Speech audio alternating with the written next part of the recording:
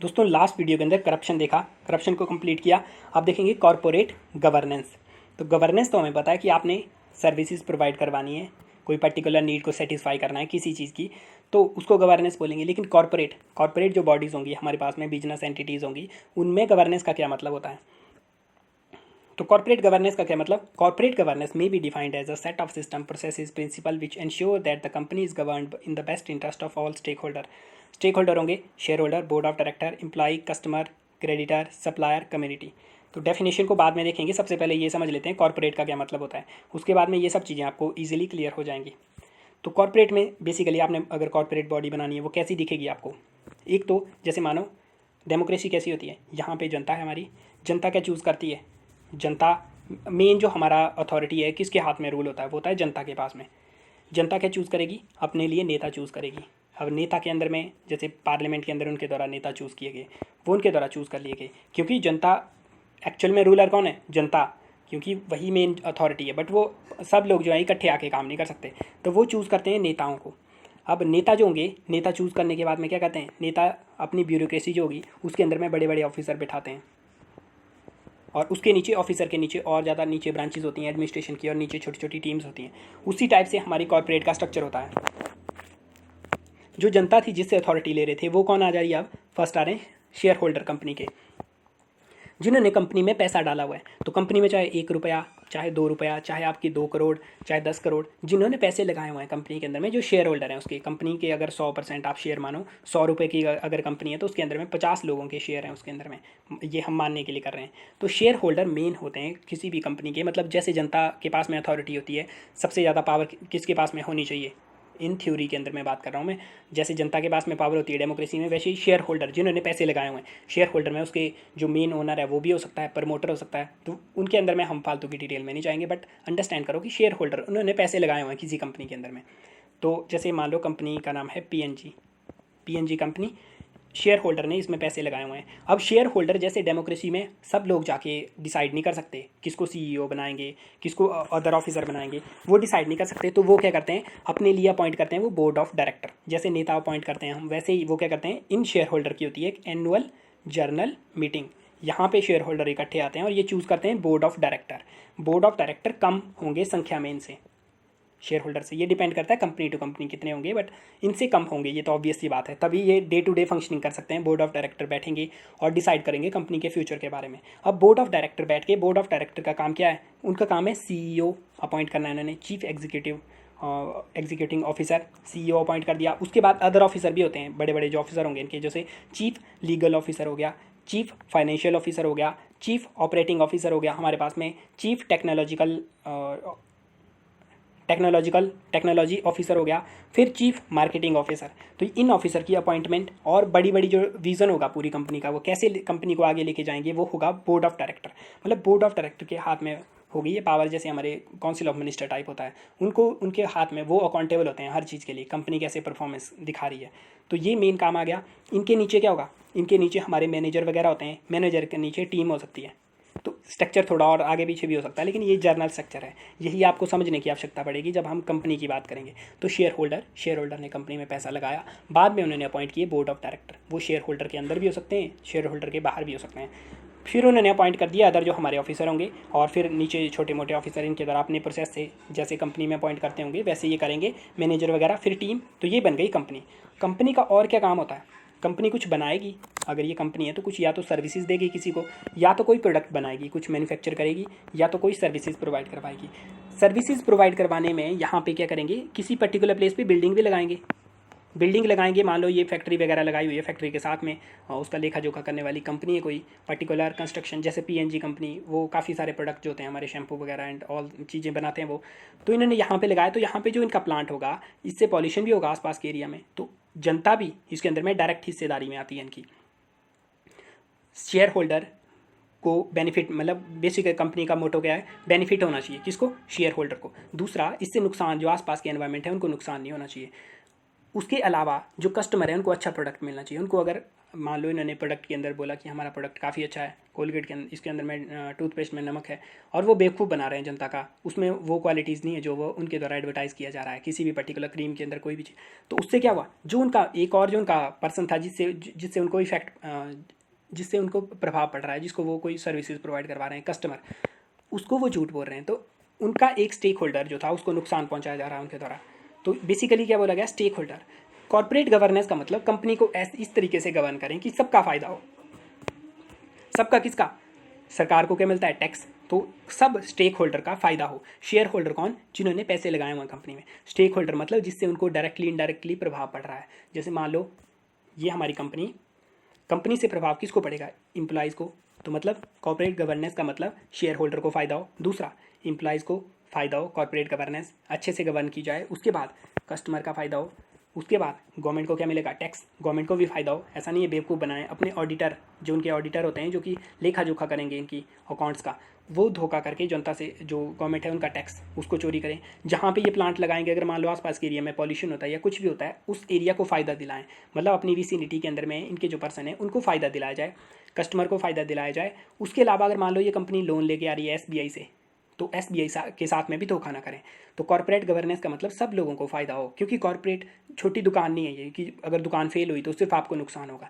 अगर company fail होती है तो यहाँ पे हज़ारों जो एम्प्लॉय होंगे उनको नुकसान पहुँचेगा, उसके साथ में गवर्नमेंट को नुकसान होगा, जो जिन शेयर होल्डर ने इसमें पैसे लगाए उनका नुकसान होगा। इसके अंदर में विसिनिटी में जो लोग रहते हैं जिनको एम्प्लॉयमेंट मिल रही है उनको इससे नुकसान होगा। जिस एसबीआई से इन्होंने लोन लिया हुआ है उस एसबीआई को नुकसान होगा इसका। कस्टमर जिनसे अगर ये धोखा करते हैं, जैसे मैगी वाला केस चला था, तो कस्टमर को नुकसान पहुँचा रहे हैं। तो जब भी हम कॉर्पोरेट गवर्नेंस की बात करते हैं, गवर्नेंस दुकान की गवर्नेंस की बात क्यों नहीं करते, क्योंकि दुकान जो है एक छोटे लेवल पे वर्क कर रही है, उसका कम इफेक्ट पड़ रहा है। लेकिन कॉर्पोरेट गवर्नेंस वो बैकबोन होती है, हमारे एंटरप्रेन्योर जो है वो बैकबोन है हमारी इकोनॉमी के, वो जो है पूरा इफेक्ट करेंगे। ये तो यहाँ का इकोसिस्टम, अगर ये कंपनी अच्छी है तो इसमें विदेशों से भी इसके अंदर में पैसे आएंगे और एक रेपुटेशन बनेगी कंपनी की और कंट्री की भी। तो इसीलिए कॉर्पोरेट गवर्नेंस की जाती है। तो कॉर्पोरेट गवर्नेंस का क्या मतलब, कॉर्पोरेट गवर्नेंस में be defined as a set of system, कुछ ऐसे सिस्टम, कुछ ऐसी प्रोसेसेस, कुछ ऐसे प्रिंसिपल रखेंगे जिससे कि इंश्योर हो कंपनी गवर्न हो रही है best interest of all stakeholder. सब जो स्टेक होल्डर हैं उनको फ़ायदा हो रहा है उससे। स्टेक होल्डर कौन, उसके share holder, board of director, उसके एम्प्लॉय, कस्टमर, जो क्रेडिटर जो लोन देने वाले हैं उसको, जो सप्लाई कर रहे हैं कच्चा माल उनको प्रोवाइड करवा रहे हैं, या कम्युनिटी जो आसपास रह रही है उनकी विसिनिटी के अंदर में, सबको फ़ायदा हो, उसको बोलेंगे कॉर्पोरेट गवर्नेंस। तो ये आपको याद करना पड़ेगा, share holder, board of director, इतना कर याद कर लोगे क्योंकि आगे थोड़ा काम आएगा आपको। कंपनी एक्ट अगर 2013 वाला पढ़ेंगे उसमें थोड़ी काम आ जाएंगी आपकी चीज़ें ये। तो इसमें देखेंगे शेयर होल्डर हमें पता चल गया कौन होते हैं। बोर्ड ऑफ डायरेक्टर कौन, अब board of director is a group of individual elected to represent shareholder. अब शेयर होल्डर बहुत ज़्यादा हैं, उनको रिप्रेजेंट करने के लिए आपने क्या किया, बोर्ड ऑफ डायरेक्टर बना दिए जिनको इलेक्ट किया गया शेयर होल्डर के द्वारा। वर्क क्या होगा, बड़ी बड़ी पॉलिसी कंपनी किस डायरेक्शन में जाएगी, हायर फायर करना है सीनियर एग्जीक्यूटिव को, बड़े बड़ी जो पोस्ट के ऊपर पर्सन है उनको हायर फायर करना है, इनको हायर फायर करना है, वो ये काम करेंगे। डिविडेंड की पॉलिसी, डिविडेंड का मतलब शेयर होल्डर को कितना शेयर मिलेगा जब बेनिफिट होगा कंपनी को। अगर कंपनी को 10 रुपये का बेनिफिट होता है तो शेयर जितने जितने शेयर हो गए उस हिसाब से उनको फ़ायदा मिलेगा। तो डिविडेंड कितना प्रोवाइड करवाएंगे, कितना कंपनी में री इन्वेस्ट करेंगे, कितना सेविंग के लिए रखेंगे, वो सब चीज़ें वो डिसाइड करेंगे। बेसिकली शेयर होल्डर की कंपनी है, लेकिन अब शेयर होल्डर सभी जाके बात नहीं कर सकते वहाँ पे, तो वो क्या करते हैं, बोर्ड ऑफ डायरेक्टर को अपॉइंट करते हैं।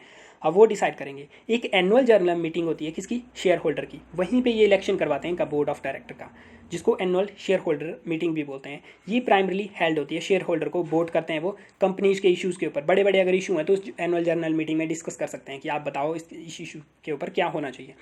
सिलेक्शन कंपनी के बोर्ड ऑफ डायरेक्टर की सिलेक्शन भी यहीं पे की जाती है इनके द्वारा। तो बोर्ड ऑफ डायरेक्टर देख लिया। बोर्ड ऑफ डायरेक्टर में कुछ होते हैं इंडिपेंडेंट डायरेक्टर। इंडिपेंडेंट डायरेक्टर का क्या मतलब, जिनका कंपनी से कोई रिलेशन नहीं है। जैसे मान लो ये शेयर होल्डर, ये हमारे इन्होंने बोर्ड ऑफ डायरेक्टर अपॉइंट कर दिए, लेकिन ये सारे कंपनी से अटैच्ड हैं, ये कोई बायस डिसीजन भी ले सकते हैं कंपनी के प्रति। बेसिकली मान लो यहाँ पे 5 बोर्ड ऑफ डायरेक्टर हैं, यहाँ पे 100 हमारे पास शेयर होल्डर हैं, तो ये अपने हित में भी कुछ काम करवा सकते हैं, क्योंकि कंपनी, ये भी शेयर होल्डर होंगे इस कंपनी के अंदर में, ये अपने तरीके से कुछ मोल्ड करके किसी को फ़ायदा दिला सकते हैं। जैसे मान लो ये किसी को लोन दिला सकते हैं, अगर ये नॉन बैंकिंग फाइनेंशियल कंपनी है तो किसी पर्टिकुलर पर्सन को इनके द्वारा फ़ायदा दिला दिया गया इनडायरेक्ट वे के अंदर में, कोई रॉ मटेरियल के अंदर में, तो उन चीज़ों को चेक करने के लिए इनका जो हित है उसको सेव किया जा सके, उसके लिए कुछ अपॉइंट करते हैं इंडिपेंडेंट डायरेक्टर। गवर्नमेंट ने बताया हो कि आपको इतने इंडिपेंडेंट डायरेक्टर अपॉइंट करने पड़ेंगे। इंडिपेंडेंट डायरेक्टर का मतलब इनका कंपनी से कोई रिलेशन नहीं है, कंपनी डूबे चाहे कंपनी ऊपर जाए इनको कोई मतलब नहीं है उससे, लेकिन इनको इसीलिए बैठाया गया ताकि वो इनके इंटरेस्ट को प्रोटेक्ट कर सकें। वो इंडिपेंडेंट है कंपनी से, उनको कोई मतलब नहीं है कंपनी से, उनको बस जो मीटिंग होगी उसके अंदर आने की फीस मिलेगी, उनको पूरी सैलरी भी नहीं मिलेगी ताकि वो अटैच हो जाएंगे नहीं तो कंपनी से। तो उनको बेसिकली इसीलिए रखा गया ताकि वो शेयर होल्डर का इंटरेस्ट और कंपनी को ट्रांसपेरेंट तरीके से चलाने में मदद कर सकें। अगर बोर्ड ऑफ डायरेक्टर में कोई गड़बड़ घोटाला होता है तो उसके लिए वो पब्लिक में आके उजागर कर सकें उनको, और एक बार पता चल जाता है शेयर होल्डर भी, उनको पता लग जाएगा, शेयर होल्डर का भी नुकसान नहीं होगा, गवर्नमेंट उसमें इंटरवेंशन करेगी। बिकॉज कॉर्पोरेट जैसा देखा हमने काफ़ी बड़ा एंटिटी होता है, वो काफ़ी लोगों को अफेक्ट करता है। इसीलिए इंडिपेंडेंट डायरेक्टर कौन है? एक ऐसा member of board of director जो who does not have material और पेक्यूनरी, कोई रिलेशनशिप नहीं है उसका, ना वो रॉ मटेरियल सप्लाई करता, ना वो उस कंपनी से सैलरी ले रहा है, ना उसका कोई स्पाउस या रिश्तेदार उस कंपनी में काम कर रहा है, तो उसका कोई डायरेक्ट रिलेशन नहीं है उसके साथ में, तो उसका कोई रिलेशनशिप नहीं है कंपनी में, एक्सेप्ट वो सिटिंग फी लेता है। जब उसको मीटिंग के लिए बुलाएंगे तो उसकी फी लेगा, उसको सैलरी भी नहीं देंगे regularly. Improving corporate credibility, corporate की क्रेडिबिलिटी इंक्रीज करता है ये, क्योंकि इंडिपेंडेंट पर्सन इसमें काम कर रहा है। अगर कोई घोटाला इसके अंदर में होता है, कोई टैक्स के अंदर में इनके द्वारा, या कोई घटिया प्रोडक्ट बनाया गया, कोई झूठ बोला गया विजन के लेके, या मतलब कोई फाइनेंशियल इनके द्वारा गड़बड़ की गई, या कंपनी की हेल्थ काफ़ी ख़राब हो चुकी है, कंपनी दिवालिया होने वाली है लेकिन उसको छुपाया गया, ऐसी कंडीशन के अंदर में वो शेयर होल्डर से धोखा है, कस्टमर से धोखा है, और जनता के साथ भी धोखा, गवर्नमेंट के साथ में भी, तो वैसी कंडीशन में ये क्या करेंगे, वो बताएंगे। तो जब इंडिपेंडेंट डायरेक्टर वहाँ पे होंगे तो ये माना जाता है कि वो क्रेडिबल होगी कंपनी, क्योंकि इंडिपेंडेंट डायरेक्टर, उनका कोई रिलेशन नहीं है कंपनी के साथ में, डायरेक्ट रिलेशन नहीं है, तो वो बातों को बता देंगे, इंडिपेंडेंट तरीके से रखेंगे, और जो गवर्नेंस के स्टैंडर्ड है उनको इंक्रीज किया जाएगा इनके द्वारा, एज अ वॉच डॉग काम करेंगे ये, देखेंगे वहाँ पे। Playing a vital role in risk management, company fail ना हो, उसकी रिस्क मैनेजमेंट गलत तरीके से गवर्न ना हो, गलत पर्सन ना अपॉइंट कर दें, जैसे सीईओ बोर्ड ऑफ डायरेक्टर ने अपने रिश्तेदारों में लगा दिया, या मतलब कोई भी मेरिट को अगर अवॉइड किया गया उनके द्वारा, कोई ऐसी प्रैक्टिस जो कि कंपनी के लिए नुकसानदायक हो सकती है, उसके विषय में आवाज़ उठा सकते हैं ये। Independent director play active role various committee, जो बोर्ड ऑफ, जो हमारा डायरेक्टर होगा इनकी कमेटी होगी, जैसे हमारे पास में ऑडिट कमेटी होती है जो कि ऑडिट से रिलेटेड काम करती है, कंपनी का लेखा जोखा, फाइनेंस से रिलेटेड, किससे कितना सामान लिया, किसको कितना दिया, कितना बेचा, कहाँ पे पैसे आए, कहाँ पे लगाए, कितना बैलेंस शीट में पैसे आते हैं, कितना टैक्स के अंदर दिया, वो सब चीज़ें काम करेंगे ऑडिट कमेटी, ऑडिटर के थ्रू उनको रेगुलेट करने का। तो उसके अंदर में भी इनकी पार्टिसिपेशन होगी। अदर कॉर्पोरेट सोशल रिस्पॉन्सिबिलिटी के लिए कमेटी बनेगी, उसके अंदर इनकी पार्टिसिपेशन होगी। तो मतलब बेसिकली कंपनी को अच्छे से गवर्न करने के लिए बोर्ड ऑफ डायरेक्टर में इंडिपेंडेंट डायरेक्टर भी होंगे। उसके बाद आते हैं ऑडिटर। ऑडिटर कौन? Auditor assesses financial operation and ensure organisation run efficiently. Financial जो ऑपरेशन होते हैं कंपनी के, उनको देखते हैं। वो क्या देखते हैं? कैश फ्लो, जहाँ से कैश पैसे आएंगे कंपनी को, रॉ मटेरियल खरीदने के बाद पैसे दिए, और जहाँ पे वो पैसे सामान बेच के पैसे आएंगे वापस, कहाँ पे सैलरी वगैरह कितनी दे के, कितना कहाँ पे कितना बच के, उसके कितने टैक्सेस दिए, वो सब चीज़ें ऑडिट करेंगे ये, उसके बारे में देखेंगे। एक्यूरेसी बिजनेस रिकॉर्ड के अंदर में, और कंप्लायंस देखते हैं वो टैक्स लॉ के साथ में कि हमारी कंपनी कंप्लायंस में है। तो ये इंटरनल ऑडिटर भी होते हैं जो कंपनी ने खुद अपने अंदर रखे हुए हैं अपना काम निकालने के लिए, और एक्सटर्नल ऑडिट भी करवाते हैं कंपनी।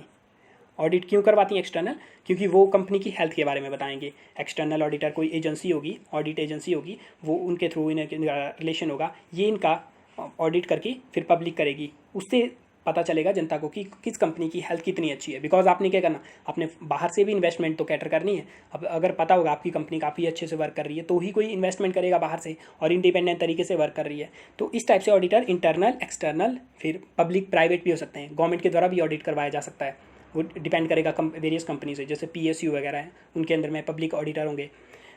लेकिन आपको इतना डीप में जाने की आवश्यकता नहीं, जस्ट ऑडिटर समझो। बिकॉज ये वैसे भी नहीं पूछने वाला कोई कि इंडिपेंडेंट डायरेक्टर और ये सब चीज़ें, बट आपको ये पता होना चाहिए, बिकॉज आपको समझना है कॉर्पोरेट गवर्नेंस के बारे में, तो ये चीज़ें पता होनी चाहिए। उसके बाद ऑफिसर होंगे वेरियस, जैसे officer of the company appoint किए जाएंगे बोर्ड ऑफ डायरेक्टर के द्वारा। उनका वेरियस रोल होगा, जैसे हमारे पास CEO होगा, chief operating officer, chief financial officer, chief technological officer, chief marketing officer, chief legal officer. इनके नीचे सीनियर मैनेजर और काफ़ी सारी चीज़ें होंगी। तो ये ऑफिसर आते हैं, ये कंपनी का स्ट्रक्चर आता है। अब कॉर्पोरेट गवर्नेंस इंडिया में बात करेंगे तो हमारी 1991 में इंडिया की लिबरलाइजेशन होगी। गवर्नमेंट ने पहले क्या कंट्रोल करके रखा था काफ़ी ज़्यादा, अब गवर्नमेंट ने लिबर्टी दे दी कि हमारा कंट्रोल धीरे धीरे कम होता है, प्राइवेट ऑर्गेनाइजेशन और ज़्यादा आ सकती हैं। प्राइवेट कंपनियाँ जैसे जैसे इंक्रीज़ होने लगी वैसे वैसे हमें आवश्यकता पड़ी कॉर्पोरेट गवर्नेंस की। बिकॉज अब ये घोटाला भी कर सकती हैं प्राइवेट कंपनी जो होंगी। वो कंपनी अगर डूबेगी तो पूरा जो स्टेक होल्डर सिस्टम होगा, इकोसिस्टम, उसको नुकसान होगा। इसीलिए 1992 में security and exchange board of India, SEBI का निर्माण करवाया गया। इकोनॉमी के अंदर सेबी का नाम आपने सुना होगा। तो सेबी चीफ ऑर्गेनाइजेशन है जो कि मेन एजेंसी है कॉर्पोरेट गवर्नेंस इंश्योर करने के लिए इंडिया के अंदर में। तो सेबी का नाम फ्रिक्वेंटली आप न्यूज़ के अंदर सुनते होंगे। ये मेन काम करती है इनके लिए। कॉर्पोरेट गवर्नेंस के ऑब्जेक्टिव क्या होते हैं main? It is about promoting corporate fairness, transparency and accountability. तो नॉर्मल सा पॉइंट है, इसी टाइप के बोल बच्चन टाइप चीज़ें लिखनी पड़ती हैं आपको कई बार कि ट्रांसपेरेंटी, आपने फेयरनेस, ट्रांसपेरेंसी, अकाउंटेबिलिटी इंश्योर करनी है। Second, enhance shareholder value and protect interest of other stakeholder. आपने शेयर होल्डर की वैल्यू को इंक्रीज करना है। बेसिकली कंपनी क्यों काम करती है? क्योंकि प्रॉफिट कमाना है। प्रॉफिट कमा के किसको देंगे? शेयर होल्डर, जिसने पैसे लगाए हुए हैं। तो शेयर होल्डर को पैसे प्रोवाइड करवाना अच्छे से। अदर स्टेक होल्डर जो होंगे, जैसे कस्टमर आ गए उनके पास में, जो रॉ मटेरियल प्रोवाइड करवाता है, कम्युनिटी, सबके इंटरेस्ट को प्रोटेक्ट करना। And presence of an active group of independent director होना चाहिए उसके अंदर में, जो कि कंट्रीब्यूट करेगा, कॉन्फिडेंस इंश्योर करेगा मार्केट के अंदर में कि ये कंपनी काफ़ी अच्छी है, इसमें इतने इंडिपेंडेंट डायरेक्टर हैं, इसका मतलब कि कंपनी में कोई अनफेयर प्रैक्टिस नहीं हो रही होगी। फिर corporate governance is known to be one of the criteria that foreign, जो हमारे FII जो इंडिया के अंदर आएंगे, फॉरेन इन्वेस्टर जब इंडिया में इन्वेस्ट करेंगे तो वो देखेंगे कि कॉर्पोरेट गवर्नेंस किस कंपनी की अच्छी है, क्योंकि जिसकी जितनी ज़्यादा अच्छी होगी उसका मतलब वो कंपनी उतने ज़्यादा फेल होने के चांसेस उस कंपनी के कम होंगे। तो उस कंपनी में इन्वेस्टमेंट करेंगे वो, और एक देश की क्रेडिबिलिटी बनेगी उस नाम पे। Improving strategic thinking at the top through induction of independent director. Top level के ऊपर, बोर्ड ऑफ डायरेक्टर लेवल के ऊपर कंपनी का जब हम देखेंगे फ्यूचर किस टाइप से लेके जाएंगे, तो उसमें कुछ तो ऐसे पर्सन होंगे जो कि कंपनी के अपने पर्सन हैं, तो वो तो कंपनी को अपने तरीके से देखेंगे। इंडिपेंडेंट डायरेक्टर जो बाहर से आएंगे वो एक नया एक्सपीरियंस लेके आएंगे, वो कंपनी को बाहर के व्यू से देख सकते हैं, क्योंकि उनका कोई इंटरेस्ट नहीं है उस कंपनी में। बोर्ड ऑफ डायरेक्टर का तो इंटरेस्ट है, अगर डूबेगी कंपनी तो उनको काफ़ी नुकसान होगा, लेकिन इंडिपेंडेंट डायरेक्टर उनका इंटरेस्ट नहीं है इसके अंदर में, डायरेक्ट इंटरेस्ट इन्वॉल्व नहीं है। तो वो एक नई थिंकिंग लेके आएंगे, कंपनी को एक्सपीरियंस, और वो कुछ नए तरीके से इनोवेशन लेके आ सकते हैं कंपनी के अंदर। उसके बाद जेंडर इक्वालिटी। तो जेंडर इक्वालिटी इंश्योर करने के लिए भी कॉर्पोरेट गवर्नेंस काफ़ी इंपॉर्टेंट होती है। तो कुछ हमारी कंपनीज़ के अंदर में कई बार जैसे वुमेन के प्रति बायस होता है, उन सब चीज़ों को टैकल करना ताकि इस टाइप का बायस ना हो। उसके अलावा हमारे बोर्ड ऑफ डायरेक्टर में भी हमारे लॉ के थ्रू प्रोविज़न करके रखे हों कि कितनी वुमेन होनी चाहिए उसके अंदर में। तो कॉर्पोरेट गवर्नेंस को जब हम इंश्योर करने की बात करते हैं, उसमें वुमेन की पार्टिसिपेशन को भी इंक्रीज़ करने की बात होती है। उसके बाद कॉर्पोरेट सोशल रिस्पॉन्सिबिलिटी, कॉर्पोरेट की सोसाइटी के प्रति कुछ रिस्पॉन्सिबिलिटी, बिकॉज वो सोसाइटी से ही ले रहे हैं, सोसाइटी से रॉ मटेरियल वगैरह इकट्ठा कर रहे हैं, सोसाइटी से एनवायरनमेंट पॉल्यूट कर रहे हैं, वाटर का यूज़ कर रहे हैं, एयर को पॉल्यूट, तो सोसाइटी से जो ले रहे हैं उनसे थोड़ा उनको वापस करना चाहिए। ये कॉर्पोरेट सोशल रिस्पॉन्सिबिलिटी का कंसेप्ट है, जो कि हम सेपरेट देखने वाले हैं क्योंकि ये थोड़ा ज़्यादा इंपॉर्टेंट है। उसके बाद अनएथिकल प्रैक्टिसेस, प्रॉफिट अर्न करने के लिए अनएथिकल प्रैक्टिसेस क्या हो सकती है? आप टैक्स ऑडिटर के थ्रू, जो आपके CA वगैरह होंगे उनके थ्रू आप इस टाइप से हेरा फेरी करवाओ कि टैक्स आपको कम देना पड़े। दूसरा क्या कर सकते हो, कोई प्रोडक्ट बनाओगे उसको अनएथिकल तरीके से बेचोगे, जैसे मैगी वाला केस था, तो वो गलत तरीके से इनके द्वारा प्रोडक्ट को पेश किया गया, या कोई और प्रोडक्ट होगा उसके अंदर में एडवर्टाइजमेंट उसकी गलत करवा दी, अनएथिकल तरीके से एडवर्टाइजमेंट करवा दी, तो ये चीज़ें भी गलत होंगी। अनएथिकल प्रैक्टिस अगर आपने अपनाई तो उससे क्या होगा, आपकी कंपनी के शेयर होल्डर को नुकसान होगा, पूरा इकोसिस्टम डिसरप्ट होगा। तो वो सब चीज़ें नहीं होनी चाहिए। मतलब कंपनी एक लिविंग इकोसिस्टम होता है, उसको प्रोटेक्ट करने के लिए कॉर्पोरेट गवर्नेंस की हम बात करते हैं। अब बात करते हैं 4 पिलर कॉर्पोरेट गवर्नेंस के। फर्स्ट आता है अकाउंटेबिलिटी। अकाउंटेबिलिटी में क्या, एंश्योर मैनेजमेंट, जो मैनेजमेंट हमने देखी CEO जिसके अंदर में आएगा फाइनेंशियल ऑफिसर, टेक्नोलॉजिकल ऑफिसर, वो अकाउंटेबल हो बोर्ड के प्रति, और बोर्ड जो है अकाउंटेबल हो शेयर होल्डर के प्रति। तो ये सब चीज़ें आपको पता लग गई होंगी, बोर्ड क्या होता है, शेयर होल्डर क्या होता है। सेकंड आता है फेयरनेस। फेयरनेस के अंदर में प्रोटेक्ट, शेयर होल्डर के राइट आपने प्रोटेक्ट करने हैं, आपने ट्रीट करना है सभी शेयर होल्डर को इंक्लूडिंग माइनॉरिटी। मान लो किसी का 1 रुपया है, उस इन्वेस्ट करके रखा है, किसी ने 1 करोड़ इन्वेस्ट करके रखा है, आपने इक्विटेबली सबको ट्रीट करना है। ऐसा नहीं मतलब जो 1 रुपया है उसके कोई शेयर, कोई बोलने की शक्ति नहीं है उसके पास में, उसका इतना शेयर नहीं है, तो आपने सबको इक्वल तरीके से ट्रीट करना है, किसी को अनफेयर ट्रीट नहीं करना है, चाहे उनकी शेयर होल्डिंग काफ़ी कम भी हो। तो ये फेयरनेस के तरीके से ट्रीट करना है सबको। ट्रांसपेरेंसी दिखानी है, ensure timely accurate disclosure of all material related to financial situation, ownership and performance. कौन ओनर है, परफॉर्मेंस क्या है कंपनी की, फाइनेंशियल सिचुएशन क्या है, किससे कितना लोन लिया हुआ है, कंपनी की पूरी हेल्थ के बारे में आपने ट्रांसपेरेंट रहना है। उसी से इन्वेस्टर ज़्यादा आएंगे उसके अंदर में, और इन्वेस्टर के साथ में धोखा होगा अगर आपने बोला कंपनी बहुत अच्छा वर्क कर रही है और कंपनी एक्चुअल में अंदर से डगमगा रही है, तो वो आपको ट्रांसपेरेंट तरीके से रखना है। फोर्थ आता है इंडिपेंडेंस। इंडिपेंडेंस का मतलब कि आपने सिर्फ जो कंपनी के अपने एम्प्लॉय हैं वो तो इंडिपेंडेंट होकर काम नहीं करेंगे, वो तो अपनी कंपनी का हित देख रहे हैं, वो अपने तरीके से वर्क करेंगे। इंडिपेंडेंस का मतलब प्रोसीजर और स्ट्रक्चर ऐसे प्लेस में रखने ताकि मिनिमाइज करना, आपने कन्फ्लिक्ट ऑफ इंटरेस्ट ना हो। इंडिपेंडेंट डायरेक्टर आपने रखने ताकि एक इंडिपेंडेंस बन सके कंपनी के अंदर में, एक इंडिपेंडेंट थिंकिंग आ सके उसके अंदर में, कोई मतलब ये प्रॉफिट मोटिव से नहीं चले, वो पूरा एक इंडिपेंडेंट तरीके से ओवरऑल थिंकिंग आ सके। एडवाइज़र वगैरह ऐसे रखे जाएंगे जो कि इन्फ्लुएंस से दूर होंगे, कंपनी का की सिचुएशन उनको इन्फ्लुएंस नहीं कर पाएगी, कंपनी किसके द्वारा ओन की जा रही है वो इन्फ्लुएंस नहीं कर पाएगी, वो इंडिपेंडेंटली वर्क करेंगे। तो ये हमारे पास पिलर आते हैं। अब देखेंगे नेक्स्ट वीडियो के अंदर कंपनी एक्ट 2013 के प्रोविज़न। तो मिलते हैं नेक्स्ट वीडियो के अंदर। Thank you.